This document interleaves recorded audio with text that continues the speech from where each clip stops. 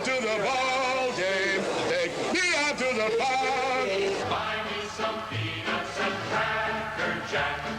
I don't care if I never get back. We will root for the home team. If they don't win, it's a shame. And it's 1, 2, 3 strikes, you're out at the old ball game. Hello and welcome to our preview of the 1984 Major League Baseball season. Preview? Preview. It says it right here in the script. Preview. All right, so you have a preview. You have to have video with a preview. What's your first piece of video? Recap of the 83 season. Oh. Just watch the monitor. For the Houston Astros, 83 started off about as well as this half hour. The Astros dropped their first 9 of 83, which pretty well wrote the tale, especially when you realize they only finished 6 games behind L.A. The opposite was true in Toronto, where Dave Steve led a super Blue Jays staff that had the team in first place at the All-Star break and wound up finishing with the best record in the club's history. In Philadelphia, first place wasn't good enough, so they canned manager Pat Corrales in July and managed to get themselves into the World Series in October. On July 23rd, George Brett took a Goose Gossage pitch downtown for an apparent game-winning 2-run homer. But mild-mannered Yankee manager Billy Martin said, "Excuse me, gentlemen," and sang his laments of pine tar for the umpires. Come and gather around, all you baseball fans, and a tale you'll hear from me about George Brett and his pine tar bat in the year of 83. Oh, the pine tar bat, that's where it's at in the game of baseball today. Don't rub it too high or someone will cry and they'll steal your home run away. Oh, the inning was 9 and... Well, the ballad of Brett's bat ended in August, with George Steinbrenner getting both an additional $250 from each fan and a fine from the commissioner, and oh yes, the Royals got the win. Of course, there were the usual assortment last year of things like triple plays and one-hitters, but in the end, it was the Orioles and Phillies who gave all of baseball a lesson in the attributes of team play. 25 men do a baseball team make. Without a doubt, that concept of team play is here to stay for a long time.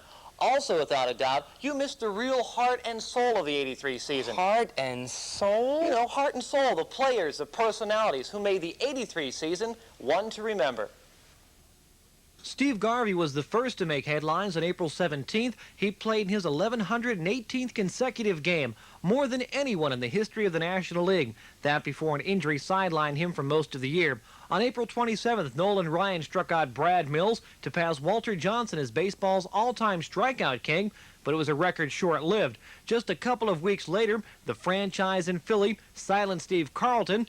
After starting off the year well behind the Ryan Express, lefty passed Ryan as he had problems winning games but not striking out people. In fact, neither pitcher did, and they played leapfrog, with lefty Carlton finally getting the record, as well as career win number 300 before the season's end. Also, he got the satisfaction of guiding his club to the playoffs. In Baltimore, Cal Ripken Jr. at the age of 23 did everything for the Birds but steal a base. In return, the Orioles showed their appreciation by making him a millionaire with a new contract. And while Ripken had his whole career in front of him, Phil Niekro got the word on October 7th that he was through as the ace of the Atlanta Braves pitching staff. Here's the Braves organization, coaches, and front office people saying, well, maybe Niekro isn't as good as he used to be. Maybe it's time for a change. But the thing that really struck me funny was the day after I got my release and announced it, my phone started ringing off the hook, you know, the next day, basically. And I've talked to 5, 6, 7 different ball clubs that showed interest within the day after I got my release. So there's 5 or 6 or 7 ball clubs over here saying, hey, you can still win. We'd like to have you on your ball club. But yet the Braves say, we don't think he can win anymore. So Niekro, a 4-decade baseball veteran, has won over 270 games in his career, tossed a no-hitter, and has managed to last to the ripe old age of 45, mostly on the strength of his infamous knuckleball. Knuckleball is not used with the knuckles. A lot of people think you use the knuckles, and you don't. It's basically these 2 fingers around the ball. The ball is laid back in here on the meat of this finger right here. It's laid there. These 2 fingers are wrapped around the ball, extremely pretty firm, so I have a good grip on the ball. That finger, what I call a feel finger, wherever it feels good, I just kind of lay it there. And these two fingers are just laid across the ball, and I pull them and force them back as far as I can. I take the fingernails, I dig them into the ball, and a lot of people say, well, how can you push a ball? You push a ball with your fingers that way. I don't think anybody can push the ball 60 feet. You know, when I start throwing a knuckleball, I start it from back here, and I start actually throwing from back here. Whether I open up here and a bunch of stuff, you know, everything happens so quick in there that it's hard to determine if I really do push it or I push out from back here. But I do know, I think the last thing that touches my hand is this part of my hand back here. Right off of here, it's coming right from here. When I have a bad knuckleball, it's that finger right there, because it's a long finger, and it seems like it kind of catches on that thread once in a while. But another vet with a trick pitch, Gaylord Perry, called it quits last year. Perry, who says he never threw a spitter, was a 300-game winner and the only man to win Cy Young awards in both major leagues. Perry ended his career after a couple of 500 seasons in Kansas City. In Boston, they too saw the end of a legend. There's a couple of signs I saw, and they said, "Say it ain't so, Yaz." I wish there wasn't. Carl Yastrzemski bid farewell with the last of his 3,419 hits, a 23-year Major League career, all of the time spent with the Boston Red Sox. In Cincinnati, perhaps the most powerful catcher in pro history, Johnny Bench hung up the cleats, leaving just Dave Concepcion from the old Big Red Machine. And after 3 years in the Red Sox farm system, Mark the Bird Fidrich called it a career. After talking baseballs to a super rookie season, arm injuries cut the fastball, and a brilliant career way too short. The question now will be, who does Mark the Bird Fidrich talk to now that he's out of baseball? That was a fine report. Thanks, Enjoyed it a whole lot, despite the fact that you missed the single most important personality in baseball last year. Who'd I forget? I checked everybody. I went over this over and over. We'll let you know who it is in just about 30 seconds or so, so stick around.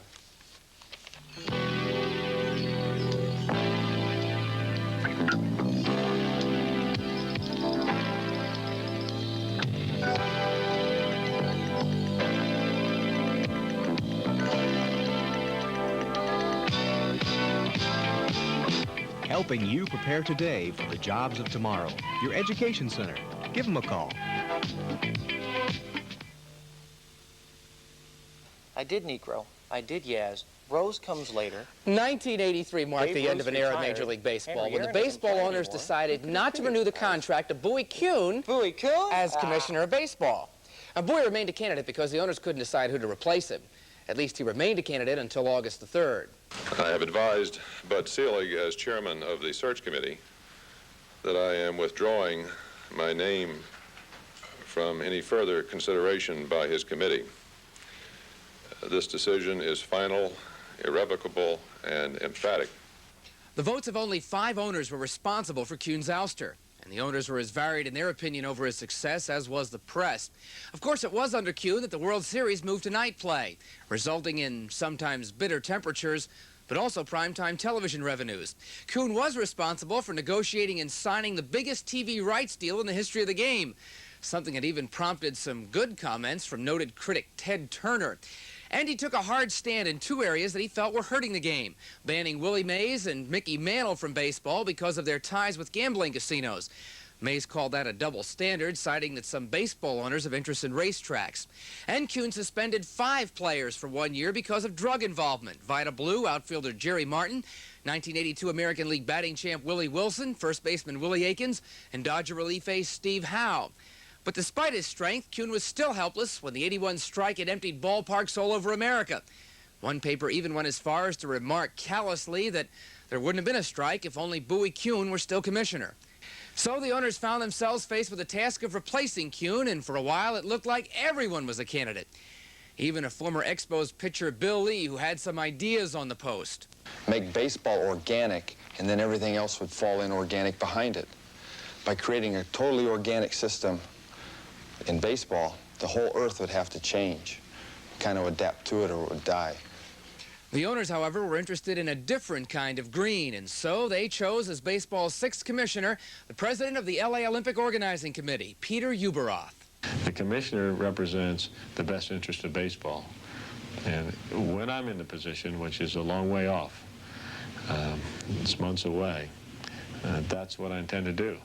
And if that doesn't please owners, that's too bad. If it doesn't please somebody else, that's too bad. At Kuhn's urging, Ueberroth got the owners to streamline the game's chain of command and increase the commissioner's power.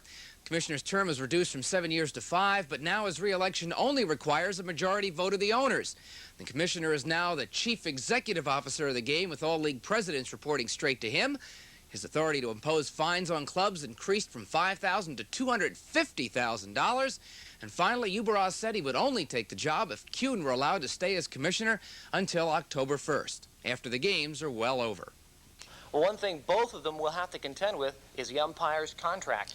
Contract negotiations, not another strike. Well, the last one was rather costly, so neither side is willing to use the word strike just yet. Well, that's always speculation, you know. I certainly hope that we can negotiate and continue and work. I know the NBA basketball officials went out on strike this year, and that's sometimes some of the things that you have to do. But I think that baseball has learned its lessons, and I really feel the only strike now that you'll see in baseball is just when the umpire calls a strike. The umpire's job is often an unappreciated one because not everyone on the field is a gentleman Jim, and there are some coaches and players who can just be downright irritating. Well, I think that you've got to continue to keep your cool on the field. There's just not any grounds for an umpire to strike back. Oh, I think maybe if I was pushed or hit or shoved, something like that, certainly I would defend myself. But a little dust on the pants is not going to hurt you. Now, from that standpoint of the pendulum, though, I'm going to make sure that Mr. Martin or whoever did it, certain things happen to him when we have the hearing. I'm going to get my say in. Probably won't be on the field so much, but it'll be at the hearing and when I write him up and when we go from there. But Billy just loses his head. He's really not that bad. You know, all this stuff is well and good, but when do we get to the meat of the lineup, the heart of the order? You mean team previews? That's it. That's the ticket. Well, we'll try and get to those in just about 30 seconds. Physical fitness in the form of organized sports has existed since the time of the Greco-Roman Empire and the first Olympics. The variety of sports today has grown to vast proportions. As a physical therapist, I've come to realize how important it is to do more than just my daily routine. Even if your work or average day is fairly active, it's essential that you supplement with additional and different types of exercise. It'll make you fit and ready for anything. Keep active, stay healthy. Let's face it, the meat of every baseball season, the pennant races. July, August, September, they dominate the front page of the sports section. It's what makes or breaks every baseball season. And with the balance of power being about equal, there should be a race in every division this year. Except maybe the National League West or even the American League West. We'll start our look at the teams and the divisions with a look at the National League. Oh, you're saving the best for last. Just like almost every other year, the Expos were the team to beat in '83, and just like every other year, they were beaten in '83. Craig Sager takes a look at the 1984 model to see if things have changed.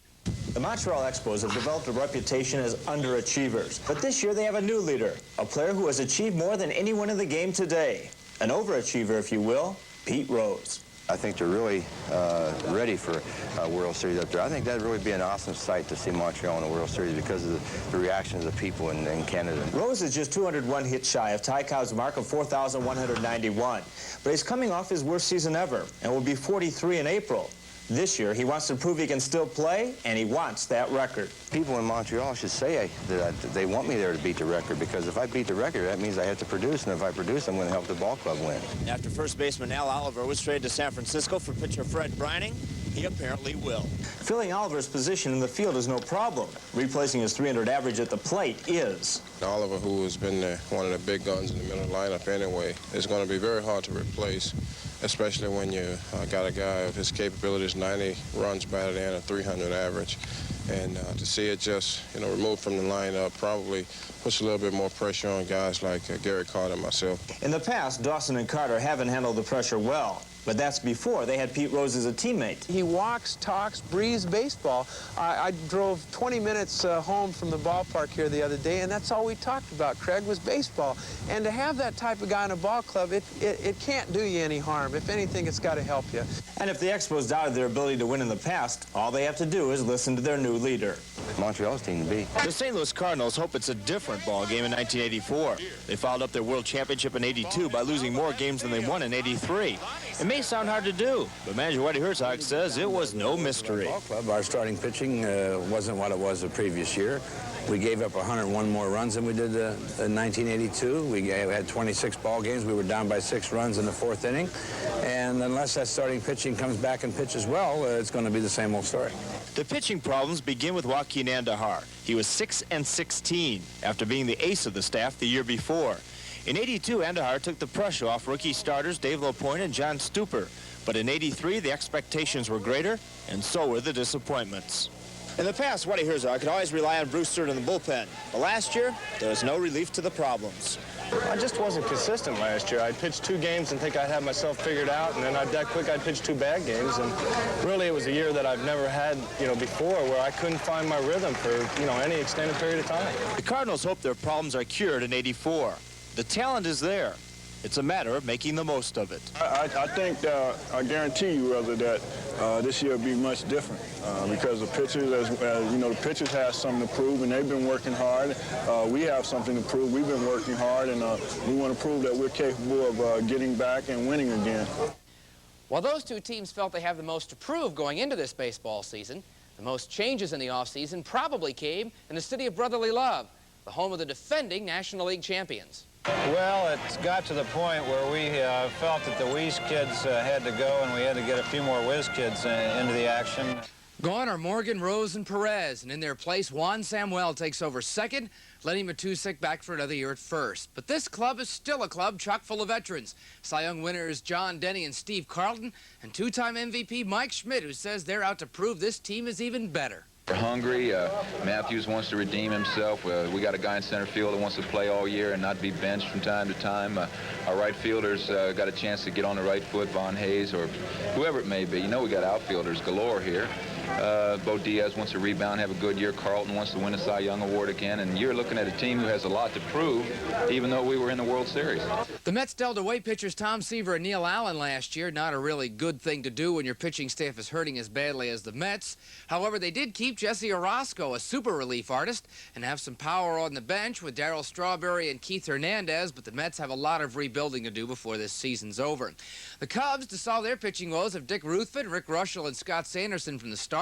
Lefty Steve Trout's been having a good spring in their infield set with Ron Cey at third, Larry Bowa at short, Golden Glover Ryan Sandberg at second, and Bill Buckner at first. The Cubs may have a contender in '84.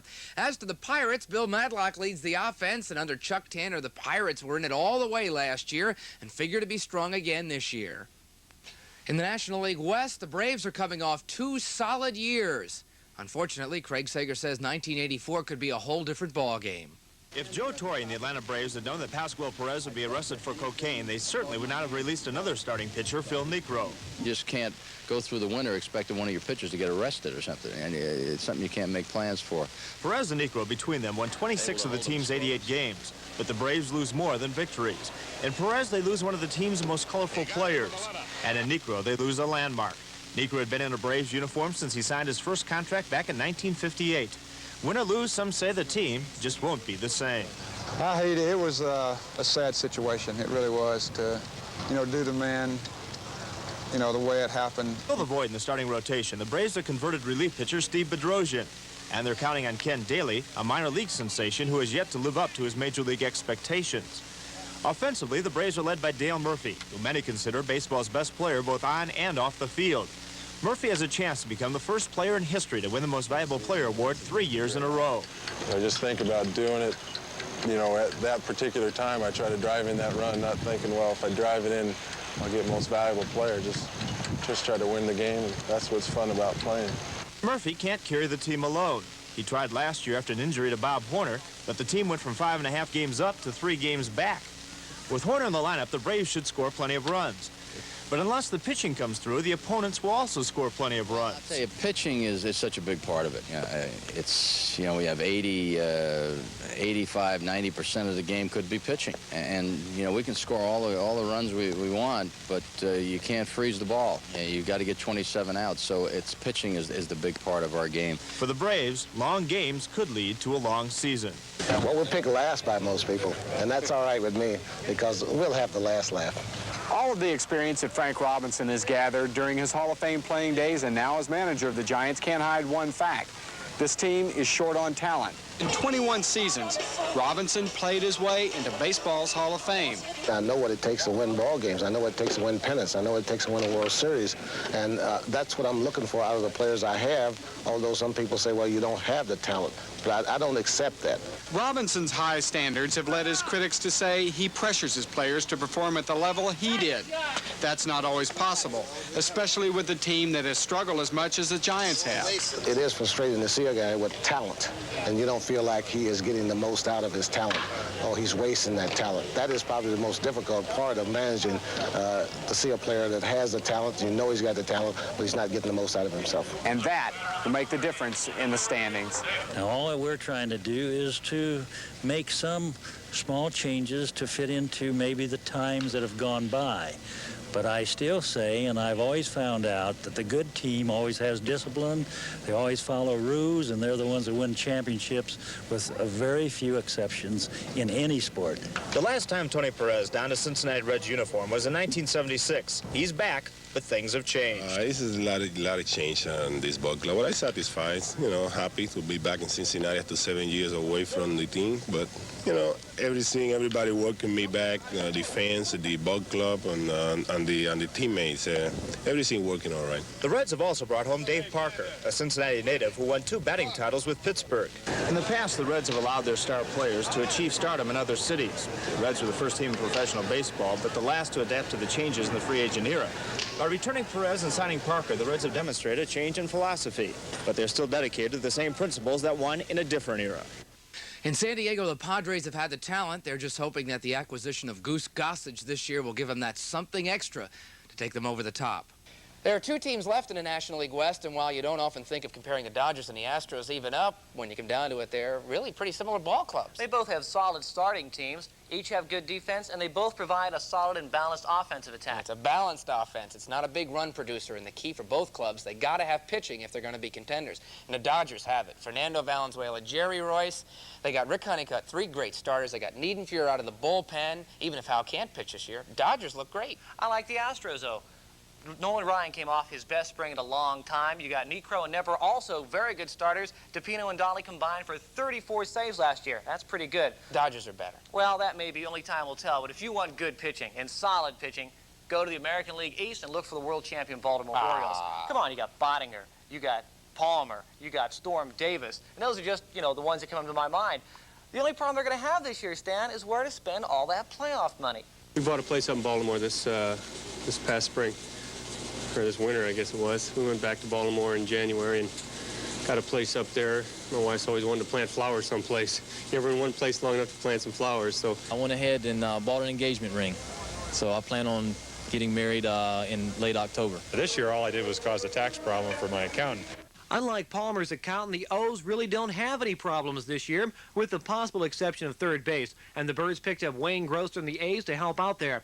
But there are plenty of problems in Boston, where the Sox suffered through their first losing season since '67. Sure, they have Wade Boggs, baseball's premier hitter, who's averaging .360 over the past 2 seasons, and Jim Rice, who would have been the MVP on any other club. What the Sox lack is pitching.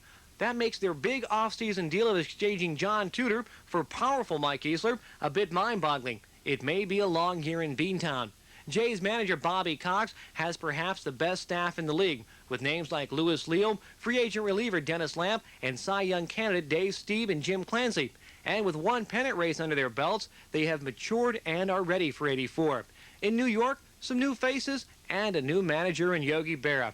But the same old Yankees. I'm just not happy with the way I lost half my playing time through front office politics rather than losing my job on the field. I've never really gotten along you know, with management, we've had our problems, you know, and it's no secret. But basically, I've done the job. Right, too. I know you can't get 25 guys having it. You know that. It's tough to do. As usual, the Yanks have the talent. The question is, will they want to use it? As to the Tribe, it's a whole new ball game. There will be at least 9 new names on the roster, and while some of the more familiar ones like Bert Blyleven, shortstop Julio Franco, and 17-game winner Rick Sutcliffe have talent, the Indians have holes to fill, and they will probably need more than one season to do it. Now, while the Brewers have the offense to make themselves a contender, their weakness is pitching. They'll need very big seasons from Pete Vukovich as well as Raleigh Fingers. On the other side, Detroit, they have pitching. They got Petrie and Morris, just to name 2 of their outstanding pitchers. On offense, they are hurting. That's why they signed Darrell Evans as a free agent. He may put the added punch in their offense to put them in first place. Now, while the East has some outstanding pitching staffs with the O's, Jays, and Tigers, look at the West. They have some incredible pitching staffs.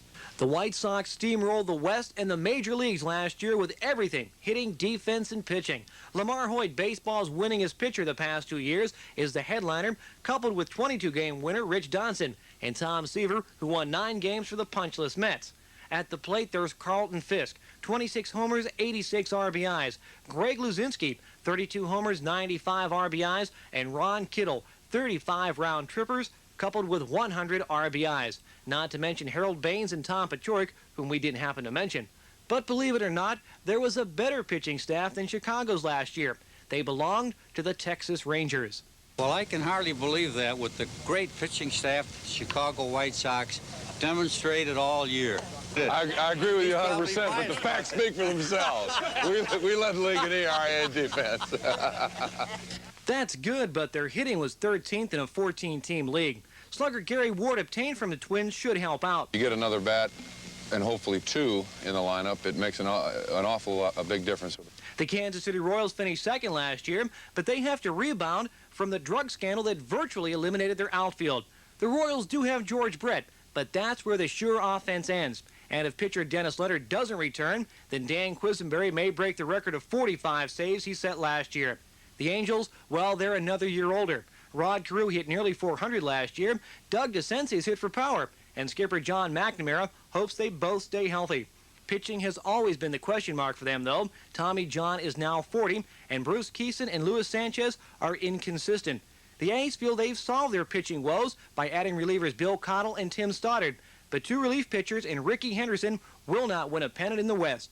I see myself as a tremendous force on the base pass because pitchers and catchers, when I get on base, they seem to worry about me than based upon worrying about the next hitter. And sometimes they get in trouble by worrying about me, and the next hitter hurt them a lot. Now, the Twins, they lacked everything last year. And after they sent Gary Ward to the Rangers, they got even less. Now, you take the Mariners. They posted the worst record in Major League Baseball last year. And, you know, as of right now, all they can say is they're even with everybody else. Did you say a team in the American League posted the worst record in Major League Baseball? That's right. They also have the team who posted the best record in Major League Baseball. That's the world champion Baltimore Orioles. You're beginning to get on my nerves. I have had enough. If you had enough, don't put up with this stuff, don't you do it. Now, if you had your fill, get the check, pay the bill, you can do it. Tell him to just get out. There's left to talk about. Back his raincoat, show him out. Just look him in the eye and simply shout. Enough is enough. I can't go on. I can't go on no more. No, enough is enough. I won't get him out. I won't get him out. That's all now.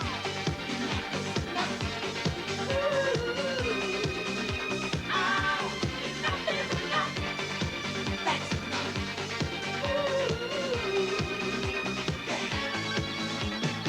Those guys put on a pretty good show. We hope we did, too. You see, really, we weren't fighting the whole time. We're good friends. It was all in the script. Now, usually at the end of a show like this, the hosts go out on a limb and put forth their own fearless preseason predictions.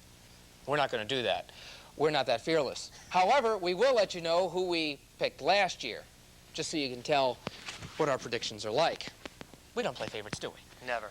Now, the season's only 1 week away, and at this time, every team is even tied for first place. We hope your club does well. Thanks for joining us. You know, if Mike Schmidt had been healthy and hot during that series, the Phillies would have won it in 4 games. That's the trouble. He never gets hot in their big series, Stan. He gets to the big games, and he kind of eats an apple. The Orioles are a bunch of children. They had no business being there. I mean, Boddicker is barely out of diapers. Come on, they got veterans like Palmer. Palmer, that old geezer? He's not old. What about Steve Carlton? He won't even talk to anybody anymore. Carlton is a Cy Young Award winner, 3, 4 times over, going for 5. The man is a Hall of Famer. That may be, but his Hall of Fame is way past him. He's a left-hander who's over the hill. Oh, come on. The Phillies have got so much talent, it's incredible. You know, I think they're trying to tell us something here. It's getting a little dark out. I think they want us to leave. Maybe the lights will go out in Philadelphia or Baltimore, too. They're already out in Philadelphia.